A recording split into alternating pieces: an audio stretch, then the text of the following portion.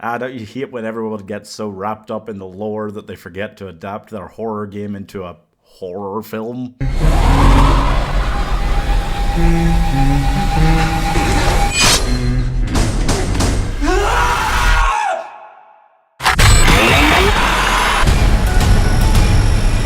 This is just the Peter Pan of franchises, because they made a horror game for 12-year-olds, continued to do that for a decade, even though everyone that was playing them grew up, and then they decided to make a film that was also basically a horror movie, but for 12-year-olds. And I think it's a stretch, a real stretch, to even call this a horror movie. You know, PG-13 horror is a grey area in general, but this is not almost ever even attempting to be a horror movie, right? Five Nights at Freddy stars Josh Hutcherson as Mike Schmidt, but not really, who gets a job as night security at Freddy Fazbear's Pizzeria in an attempt to keep custody of his sister. On his first night, he has a nightmare about his brother being kidnapped, which happened when he was a kid, and sees these other kids. But on his second night, he has the same nightmare. Almost exactly identical. And then meets a lady cop, who shows him around.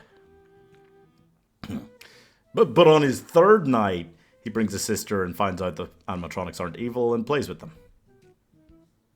And then on the fourth night, they build a fort. Who wrote this? I'm not exactly a fan of PG-13 horror, but this is beyond dumb. When he tells this girl he controls his dreams by sleeping on the job and says she'll probably think he's insane, I mean, like, no, why would you? All you're doing is doing the same thing over and over again and expecting a different result. That's not exactly the definition of insanity or anything. And then she tells him, okay, but don't fall asleep on the job again, like, oh. And then the next thing he does is bring his sister there and then fall asleep.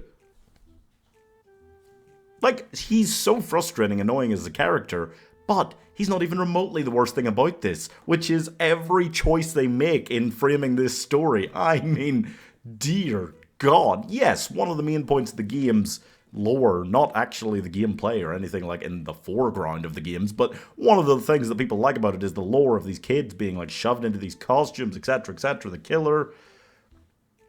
But the main point is this person generally trying to like keep these things out of his office for dear God, like, you know, constant stress, no talking, like, that's the vibe. That's the one thing personally for me that I like about the games. I think they're kind of like whatever in general, the lore, I don't care about it. But that about the games, the constant boom, boom, boom, palpitations of heart terror, that's actually okay. This has none of that. Not even one scene where he's like in the office trying to keep them out or anything. It is so bold to call this an adaptation of the games. Sometimes I feel like I'm just shitting on films like without saying anything constructive, but here I can tell you pretty much what you should have done. Minimal dialogue, stay away from most of the bloody lore, turn the rating up to R because PG-13, just horror films don't belong there, they just don't. If you're making like family-friendly horror, that's fine. If you're making R-rated horror, that's fine. The in-between places where you completely lose me, I really dislike a lot of PG-13 horrors. I just think it's such a silly place, and it's such a small audience who are gonna, in like a year, start watching R-rated films, so why does it matter? Like, why are you doing this in the meantime for them? Like, just, whatever. It's frustrating, and I feel like there is so much better they could have done here. I don't mind the casting, I like seeing Matthew Lillard in a horror film again, but just every single thing about the story, like the focus on the nightmares, on the dream stuff, like all of the, like them attacking him happens in the dream. The essence of this film is what it boils down to is this like mystery thing where there's only one potential suspect. This like, who done it? Who could the killer be? Looking all around, but we meet exactly one character it could possibly be. And that's just very frustrating to me for any number of reasons. It's just a terribly built idea that mystery is like central to the film. So it's very annoying. They just made wrong choices at every single turn, you know. I think the games are trashy and have a huge overabundance of lore, but at the core of it, this film, its main problem is it is literally all talk.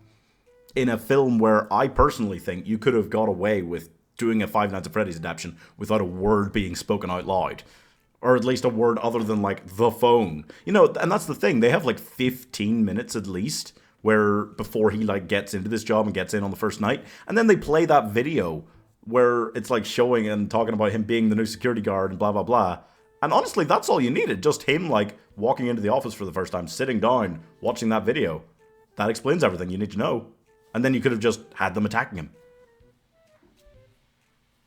I'm just very frustrated because I feel like this could have actually come out well, and instead it was pretty much my least favorite horror film of that year. So I'm giving Somehow He Influences Them is the new Somehow Palpatine Returned 1.5 stars. They couldn't even keep to the simple logic of the animatronics being like trapped in the restaurant or whatever. One of them just leaves. I think the ghost child called a taxi at one point. I'm very unclear on that part. Where do you go from here in the sequel? I mean, I kind of know where they're probably going to go, but like, I just feel like you could have... Yeah.